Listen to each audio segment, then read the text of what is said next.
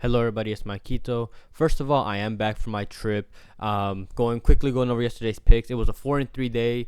Could have been better, but wasn't the worst. The ones that missed were Orban passes, Vert shots, and McKennie shots assisted. Honestly, I felt like all of those should have hit, but I felt like the reads were there, but it didn't hit. Sloboslai higher than 2. He cleared that. He had 3. Nunez higher than 3.5. He had 4, 5, something like that. Uruguay minus 1.5. That one's pretty easy. I was a little bit of a sweat just because they scored towards the end, but they still got it done. And then Pulisic anytime scored. That one was a great call. He scored within 3 minutes of the game. So it's a 4-3 day. And then I did have some for today's games. I put them in the Discord. I tagged everybody in there. There was one. There's 3 plays total. Hit 2 of them, missed 1, so it was 2-1 there. But I'm back now. I had plenty of time to do research. Not like the yesterday where it was at nighttime. I still had time, but now I had more time. Make sure to be more thorough. And there's a lot more games tomorrow. There's 4 Euro games, 2 Copa America games. So I found plenty of picks that I did like. I want to make up for today. And if for some reason my goal for next video is to hit at least 60% of the plays, and if I don't hit those 60%, I'll do a small giveaway in the for the next video. If you want, drop a comment in this video saying anything, doesn't matter what it is, and if I don't hit 60%, I'll do a random draw, and then whoever gets picked, I'll send them $20. So that's just something just in case. I want to make sure that these next picks are good and I feel confident in them, and I want to give back to you guys. And if, like I said, if it don't hit 60%, drop a comment in this video and I'll randomly pick somebody, and in the next video I will say who it was if it doesn't hit 60%. And then real quick before I get into the picks, I know a lot of people just tend to grab all the picks, put them together or something like that, and that's not the way to do it. And I've said this before, but there are newer people, so I want to just address it again. The way I play them is I play them in twos. I feel like long-term wise and being profitable, 2-leg parlays are the way to go. You can play, for example, if I give 6 picks or something like that, you can play 2-2-2. As long as 1 hits, you break even, all good. If 2 of them hit, you profit no matter what. But if you just play them all in one, and obviously 1 or 2 miss, then you're gonna lose regardless. So long-term wise, I think you should stick to twos. It's just more profitable that way. Just wanted to get that out the way before I get into the picks.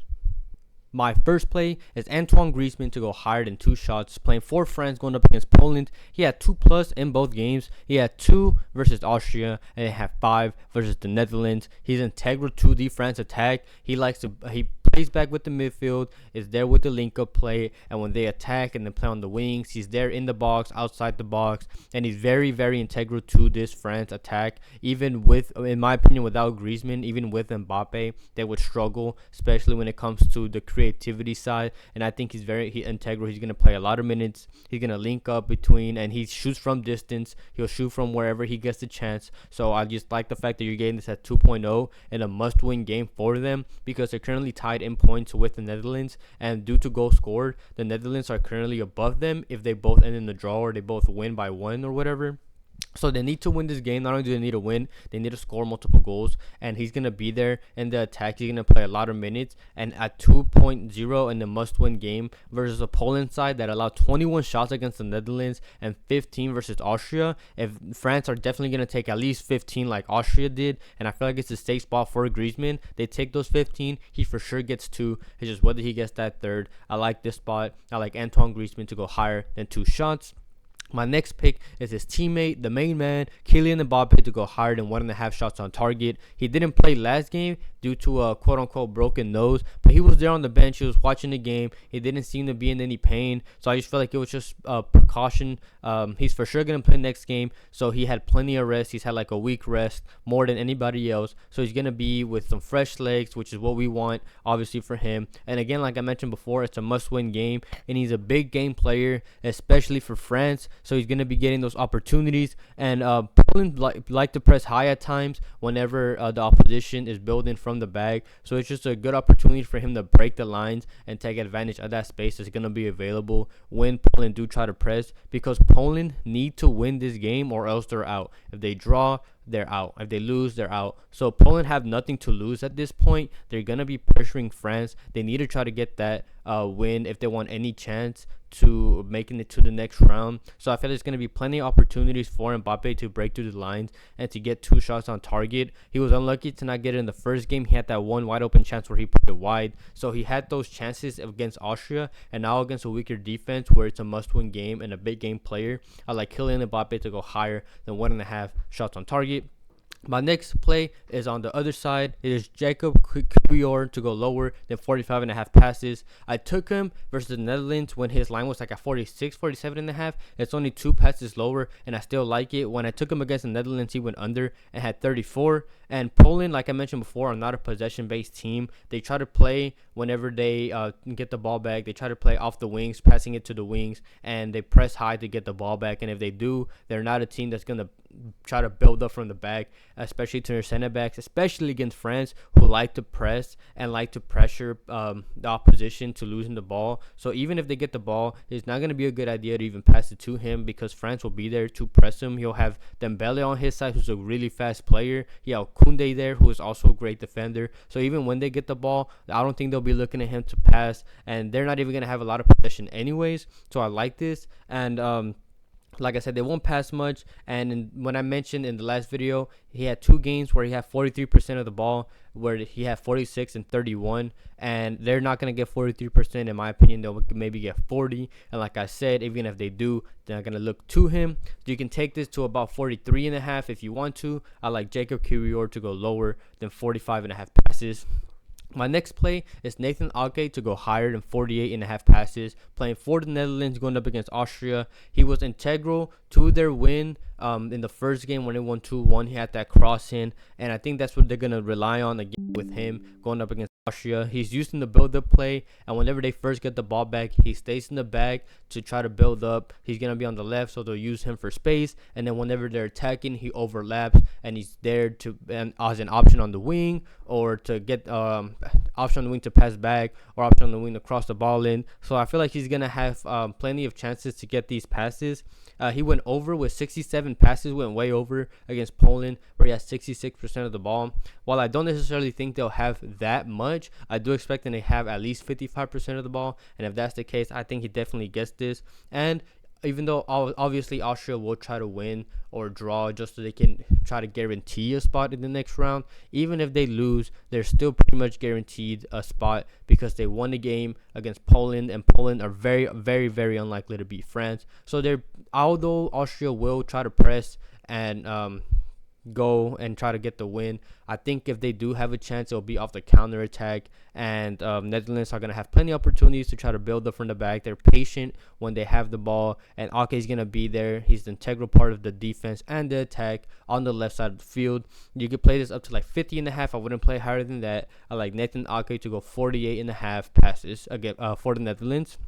My next pick is his teammate. It is Cody Gakpo to go higher than 0.5 shots on target. He's gone over in both games this tournament. One against Poland, 2 against France, or the other way around. But he went over in both games.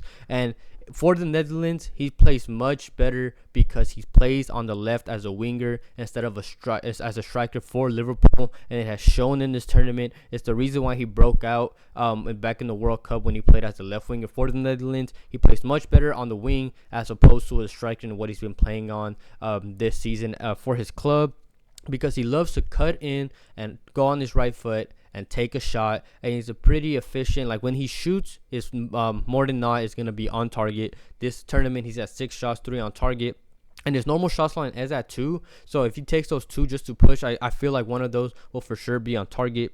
He's going to have Posh on his side in the Austrian defense. And whenever Austria attack, he's one of the ones that like to go up and attack. So if that's the case, it's going to give him some space that he can exploit on that left side. And if he does, like I said, he can easily cut in, take a shot on his right. He's good on his left as well. He'll take shots from there. And he's going to be getting passes like crosses that he can get.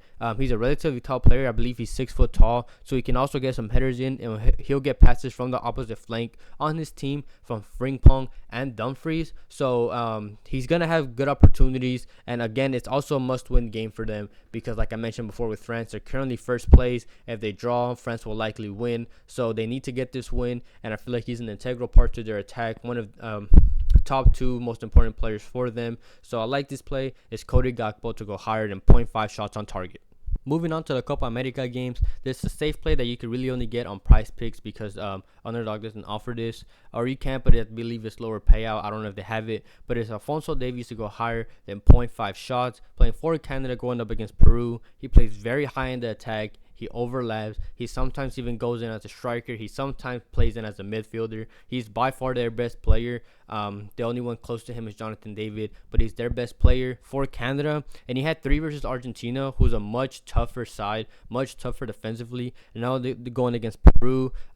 This is a must-win game for them because they lost the first game, and this is the easiest matchup they're going to have. And he's going to be integral to that, whether it's that long shot or him getting in the box. Peru is an aggressive side, so his speed is going to be very, very important when it comes to him getting past that because they will try to stop him. But he just needs to take one shot, and I believe all he needs is one. I think it's a safe play. When he played in the playoffs for Canada, he had 3 shots in 3 games, and in the Nations League, when it was time for them to like qualify and stuff like that, he had 12 shots in 6 games, and he didn't even start in one of them. So I just need him to take one shot, and in a must-win game, he's their most important player. I think it's a safe play. I like Alphonso Davies to go higher than 0.5 shots. And my last play for the player props is Lionel Messi to go higher than 1.5 shots on target, playing for Argentina, going up against Chile. He had 3 against Canada and could have easily had more. He had 1 or 2 chances where he missed them and went just wide, so he could have easily had more against Canada. And one reason why I like this is because these teams have history, and if you don't know, before Messi got the World Cup, before Messi won the Copa America, he had played in 2 finals, and both of them were against who? It was against Chile, and Chile beat him, and that's the whole reason why he had like gone into early retirement for Argentina and then came back. So he has history against them. He's going to be very motivated to play good against them. He ever since those games, he's played them twice, one in 2022, I believe both of them in 2022, and he went over in both of these games. So I believe he's going to play well. And for what it's worth, as I'm recording this video, today is his birthday. So when he plays for Chile against Chile for Argentina, it's going to be the day after. So he's going to have, he has like those things going for him. Like I said, they have history between them, and he's going to have good passes and service from Di Maria, McAllister, Julian Alvarez, DePaul, and that's not even including the fullbacks like Acuna and Molina, as well as it's going to be another physical game. The Copa America games tend to be like that anyways. So Chile's going to probably be fouling Argentinian players, and that's good for us because those free kicks, who's going to take them is going to be Messi, so that's just even better for us. And again, I just feel like for Argentina, he's been playing really well, and he has history against this team. He's going to want to play well against them, so I like Lionel Messi to go higher than 1.5 shots on target. I want to give a quick shout out to my partner Underdog Fantasy. You can use code Maikito, links in the description. They'll match your first deposit up to $100. I also have my Fliff, which is where I put my money lines and stuff like that. If you want to use that code, you can as well. It's a mobile app, pretty easy to use. And then I also have my Cashapp links in the description. Never required to donate or anything. It's just for those that want to give back and stuff like that. And I also have the membership available for those that want to get the video out early to try to avoid potential bumps and plays getting taken away. It doesn't change the content. It's just for those that want to get it early. So I appreciate anybody who supports me in any way. Money lines, as you guys know, are much harder, especially in the Euros, because it has been just very underdogs winning or a team not scoring and they draw and stuff like that. So I have 2 plays that I'm going to say, one for the Euros, one for the Copa America, that you can parlay together if you want to, or put in your own parlay that you can use to build up the bankroll and stuff like that. So I'll get into that. The first one is the Netherlands to score first against Austria, which basically means that the team that's going to score first is the Netherlands, and I feel like you're getting pretty decent value. I mean, it's minus 220. You can get it there. You could, if you want to take a risky play, you can take Netherlands to win. I don't think they'll lose. It's just whether they draw or not. So if you want to risk it, you can go for them to win, but the safe one is Netherlands to score first. They have a good defense that Austria will really struggle with. It's a defense that kept a clean sheet against France, and the Netherlands will score at least one goal. Obviously, they're definitely going to score one. It's just whether they score before Austria, and I think they will. They have a good balanced attack, and they're going to want to get that goal difference, like I mentioned before, with the Cody Gakpo pick with it between them and France. If they want to get that first place spot, they need to be aggressive and score. So they're going to score. It's just whether they score first, and I think they will. They have a much better team. They're more balanced team, good defense than Austria. So I like the Netherlands to score first against Austria. My second play is the Argentina money line against Chile. I took them last time -1.5. They came through for us. This time I just taken their regular money line. And like I mentioned before, these teams have history. Both teams are going to be playing rough, and they're going to try to win this game. Argentina is just by far the more superior team. The only reason why I think this could be a potential draw, but I'm going to back Argentina to win.